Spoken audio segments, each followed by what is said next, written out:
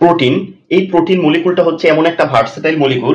Protein থেকে তৈরি হইতে পারে এনজাইম, প্রোটিন থেকে তৈরি হইতে পারে হরমোন, প্রোটিন থেকে হইতে পারে অ্যান্টিজেন এবং প্রোটিন থেকে অ্যান্টিবডি। তার মানে আমরা এনজাইম, হরমোন, অ্যান্টিজেন, অ্যান্টিবডি যেগুলোকে বলতেছি সেগুলো এক এক ধরনের মূলত প্রোটিন।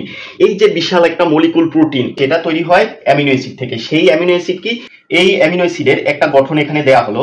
সেই গঠনের মধ্যে কি থাকবে, একটা অ্যাসিড মূলক থাকবে, একটা অ্যামিন মূলক থাকবে, হাইড্রোজেন থাকবে, আর এটাকে বলা হয় অ্যালকাইল মূলক।